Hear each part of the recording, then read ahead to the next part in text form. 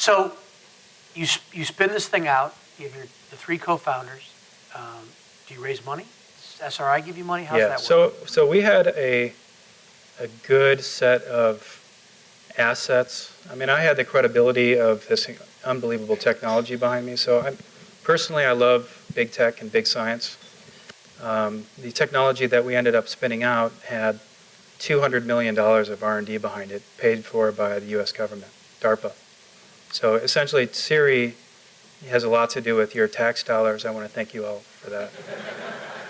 DARPA is the Defense Advanced Research Projects Agency. It's like all the cool R&D for the military. Exactly. And a lot of it's artificial intelligence based. There's a lot of that.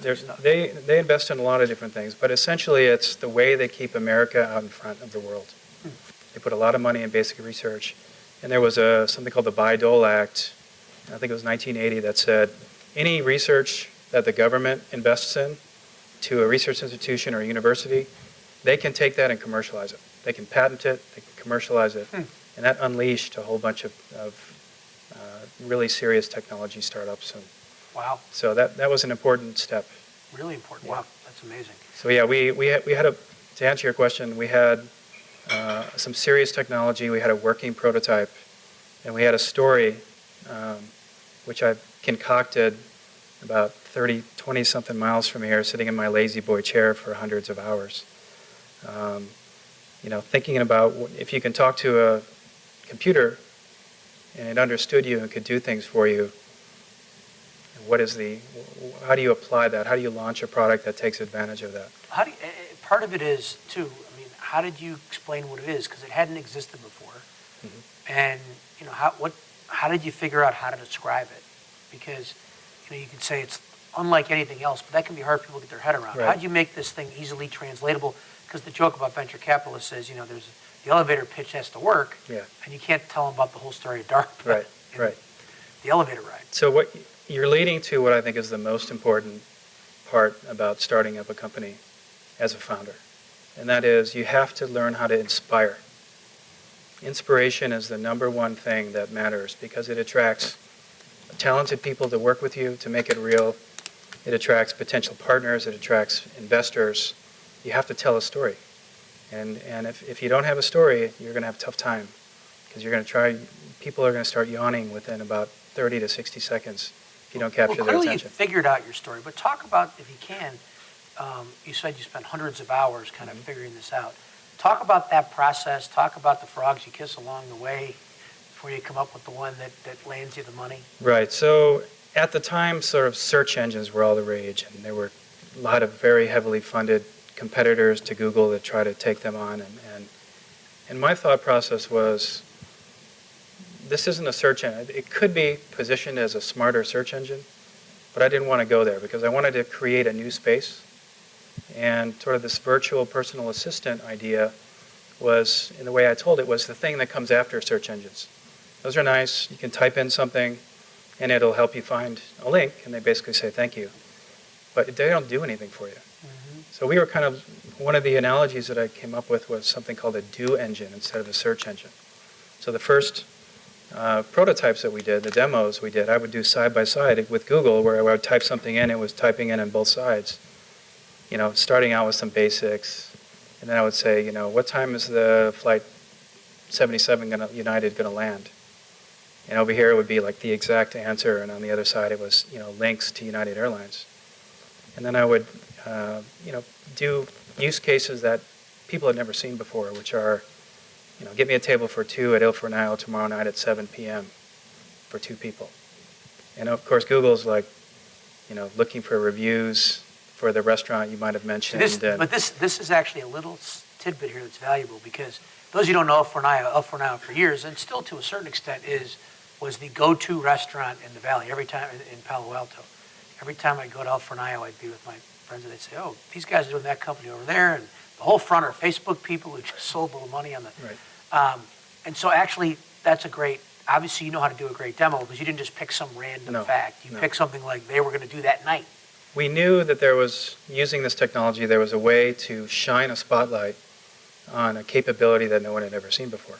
The interesting thing that not many people know is that Siri wasn't about voice in the beginning. It wasn't about speaking out loud. It was about sort of making it easier to use the internet. In fact, one of the funny stories is that one of the very most respected VCs in Silicon Valley, the one everyone will know them, they sent me a mail saying, "We're interested in investing in Siri, but only if you do the internet, not this mobile thing."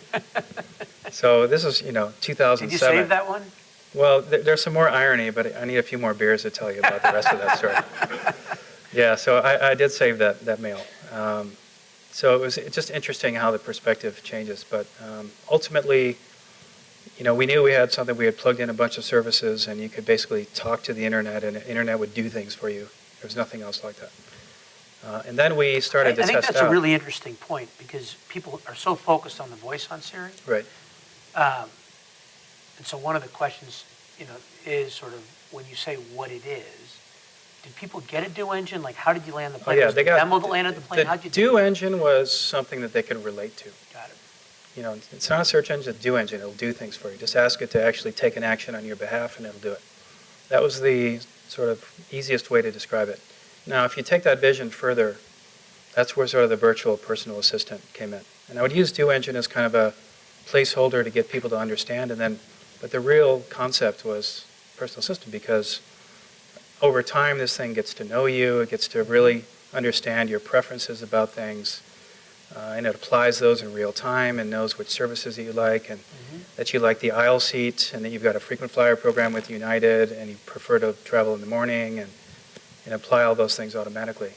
So that was the concept that we landed on, and I think it sort of started to take off. Now, Siri was a certain way when we launched it originally, which is literally 3 years ago last week. And then Apple slightly changed it in terms of the focus of what it was to be more of an iPhone thing. Got it. But I think it'll...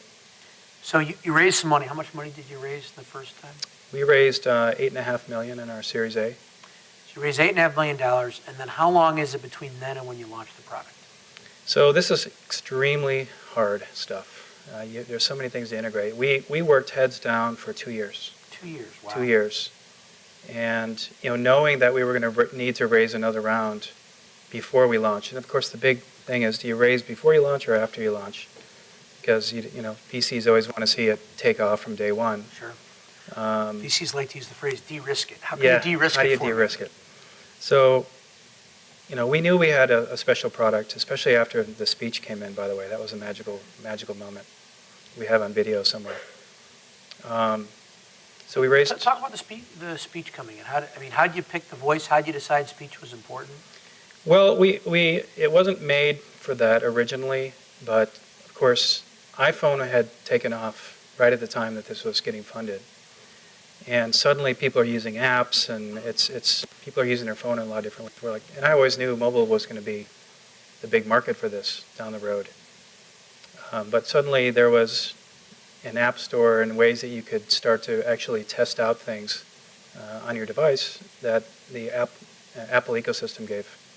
So we plugged in a couple of speech recognition, which basically would just turn the sounds that we say into words, and then we would have the words go into Siri as if you had typed them. But it was all seamless. So you talked, it came up in the bubble, and it went in. And the first time we started using it, we knew that this was sort of turning a special corner. And we demoed it for our board, and we videoed that board meeting. And everybody knew then and there, as soon as you saw that, it was sort of the magical bit, the magical feature that made it something really different. And I got emails from every one of my board members that night saying, I feel like I witnessed, the history today. It was unbelievable, how this works now. And was voice obvious? Was it controversial at all? It wasn't controversial, but it adds a set of complexity to any natural language thing, because it's screwing up words.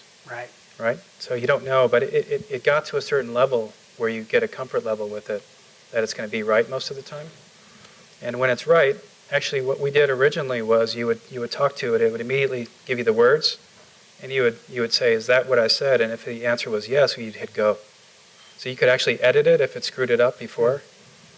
But Apple didn't like that. So they said, no, Steve, he wanted to make so it went immediately away, and if speech doesn't work, then just fix speech.